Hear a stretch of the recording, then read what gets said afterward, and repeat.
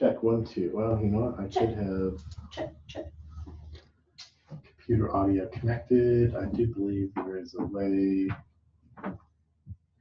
Check 1, 2. Check. Yeah, I can see it.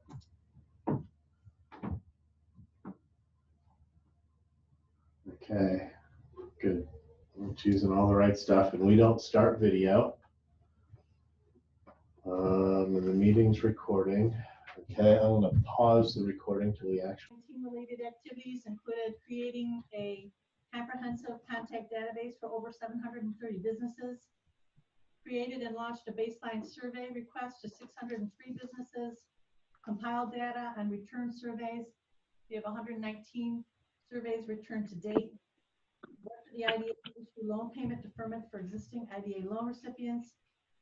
Worked to establish COVID-19 emergency. Working with IT to create COVID-19 web landing page specific to business assistance. Creating an economic advisory council to assist with recovery efforts. Working with Foundation Coalition to establish a unified approach for assistance to not-for-profits. Gathering lender information on relief programs being offered.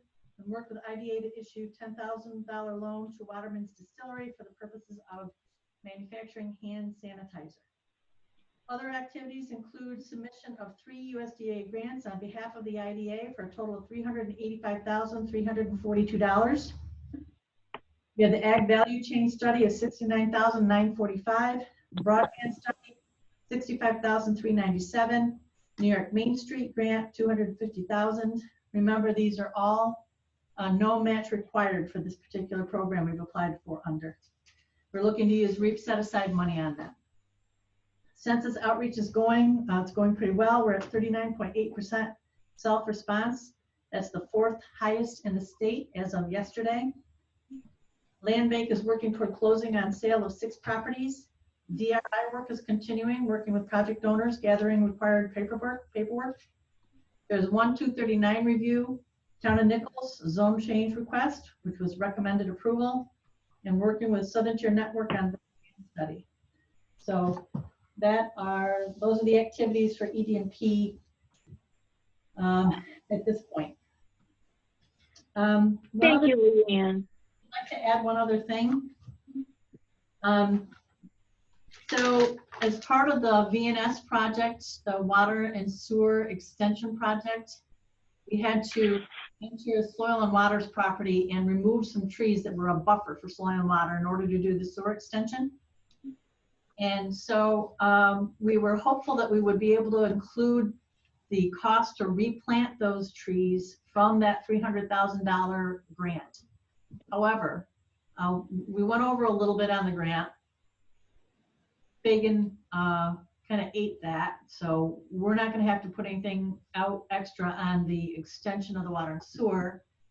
I thought perhaps VNS might consider paying to have those trees replanted. I've asked twice now and I've gotten 0 response from them, so I'm kind of feeling like they're not crazy about the idea.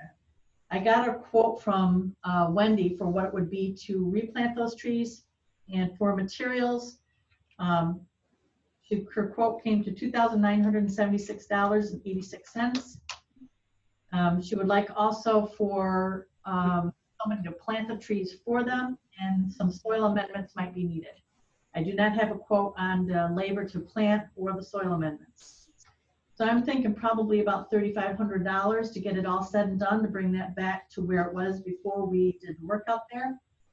So I'm asking the IDA if you would consider, out of the industrial park account, of which there is $11,995.37 right now, would the IDA board consider taking from the industrial park account to do this replanting of trees at the soil and water site that was impacted by the VNS extension? So it should be no more than 3,500, Leanne?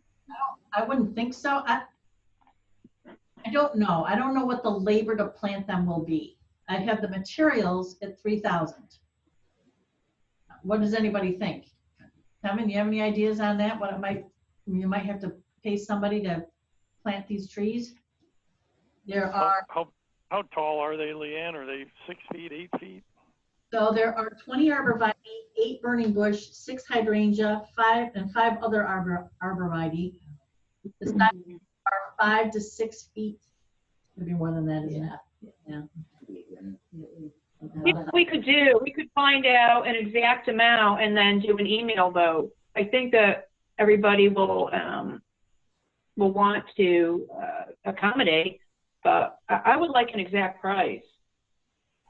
You can't do a motion right now, just do a not to exceed and have me come back to you if it ends up being more than that, rather than. You know, I would, to make it simple, this is Joe, I would put a number higher on it, no more than, you know, say 4,000. Listen, a lot of trees to plant for $500.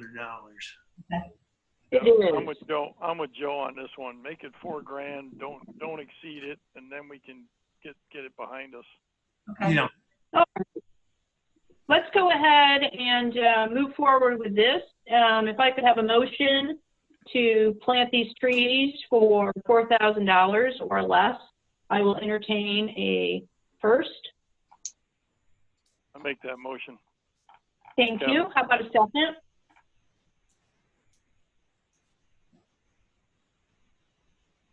Second, Eric Knowles. Thank you. Christine, could we do a roll call vote for the trees, please? Jen Ceccarelli, Yes. Kevin Gillette, Yes. Tracy Manell, Yes. Marty Sabri, Yes. John Ward, Yes. Eric Knoll. Yes. Thank you. Thank you. Okay, thank you, everybody. Thank you, Leanne. Moving forward, Christine, project updates. So Owego Gardens 2, the final documents have been submitted to Suez and the bid documents are in progress. This is considered essential construction, so we will be able to move forward with putting the bid out as soon as those documents are ready. Leanne already gave an overview of all of the USDA grant applications that are being submitted on behalf of IDA. The deadline has been postponed until April 15th. And I'm seeking a revised resolution motion for the agriculture value chain. The initial quote was 26,000, but that wasn't a comprehensive enough study. So we're now seeking funding for 69,945. I will entertain a motion to move forward with the resolution and the change in the amount. If I could have a first, please. I so moved. This is Marty. Thank you, Marty. How about a second? Second, Tracy.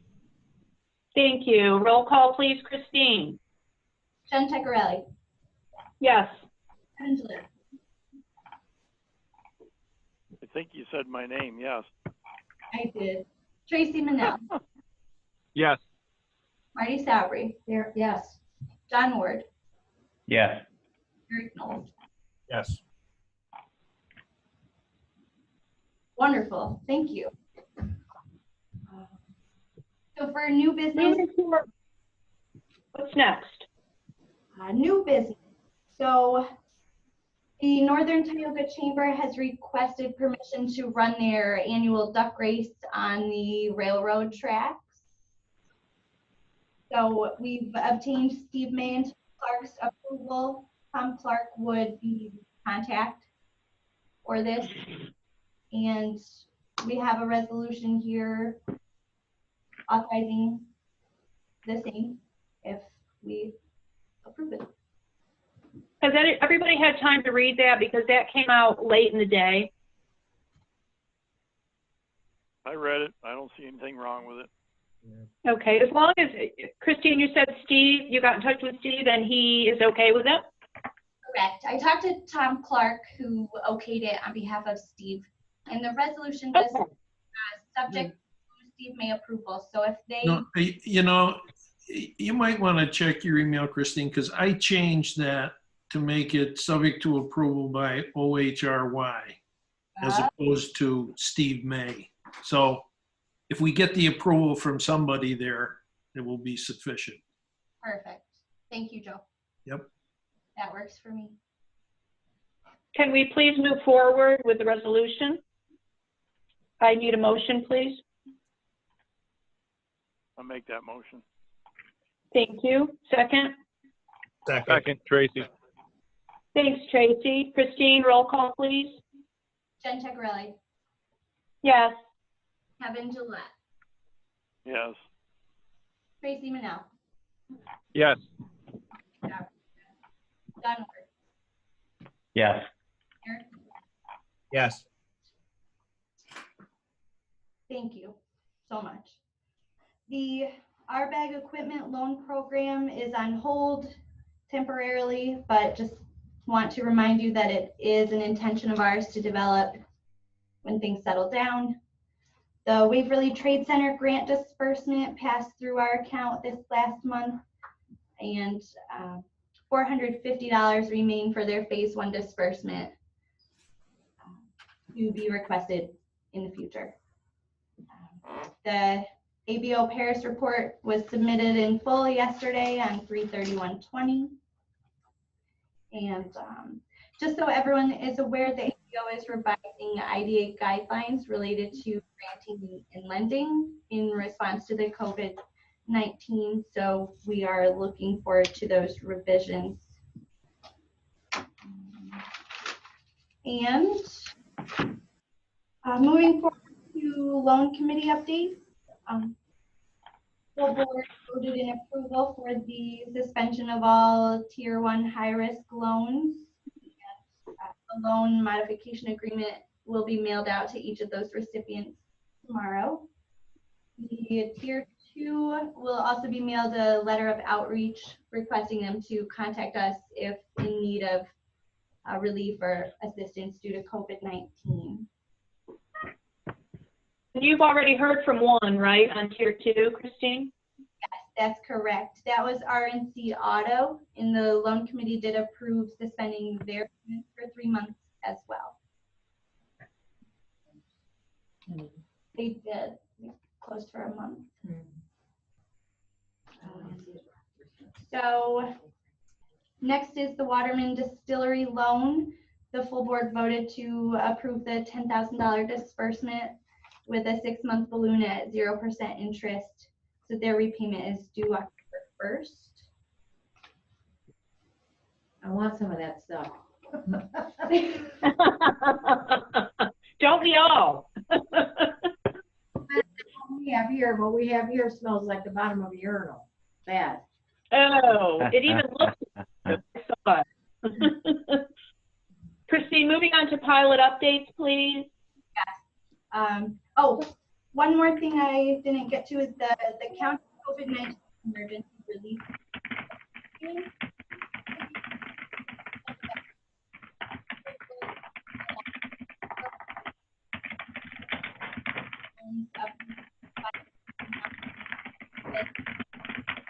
Somebody's typing and I can't hear anything. Nor can I. All right. It was John, I muted him.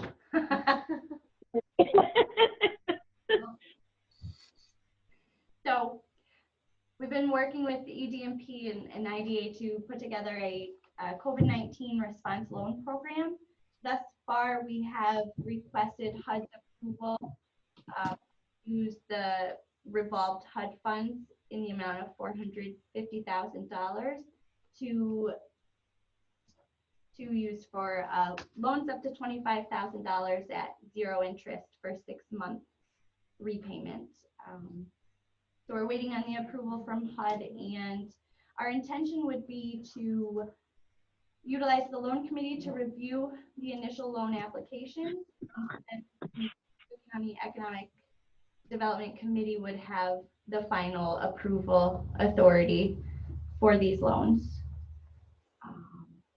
So what I'm seeking today is a motion authorizing IDA to administer this program if HUD approves the use of funds in that way. And we would be administering on behalf of the county.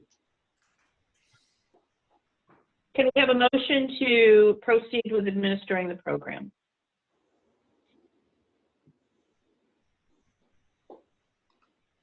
Please, anybody? I'll make a motion. This is Marty. Thank you, Marty. How about a second? Second, this is John. Thanks, John. Christine, roll call, please. Jen Ceccarelli, Yes. Kevin Gillette, Yes.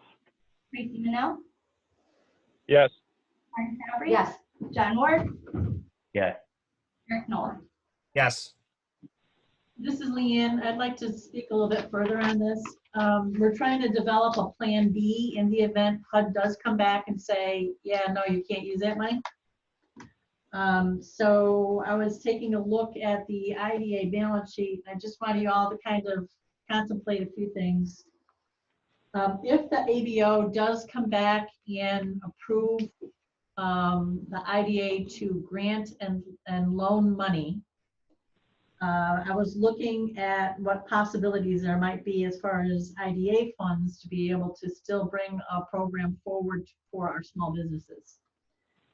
So in looking at unrestricted cash accounts, we have the ISC checking and general fund. There's a pretty good balance in the ISC account. I'm hoping we don't have to go there. I'm hoping we have an okay from HUD that loan fund, but I just kind of want to put that out there for you guys to be thinking about. The other possibility would be of the IRP and RBEG money, of which there's roughly about 260,000 total available there. So, but I really wouldn't want to deplete that fund if we can avoid it. So just kind of be thinking about it. Hopefully we won't have to talk about it again, but I just want to float it out there so I'm aware that it's from HUD. Thanks, Leanne. Moving forward, pilot updates, Christine? Yes. So just a quick sales tax exemption update. BNS has reported utilizing 621,890.71 of their authorized amount, and Best Buy has reported 24,694.48, and both are within their authorized amounts. So all is well there. That's great. There will be no executive session today as we're on the phone. Any other questions before we adjourn?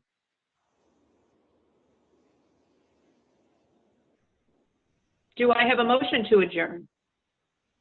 Make that motion. Thanks, Evan. Then I think we're done, folks.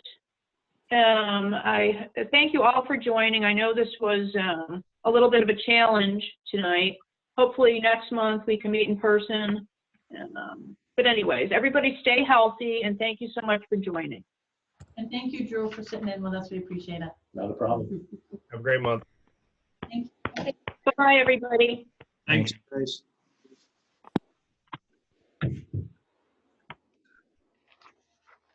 Well, I told you they were going to be edgy.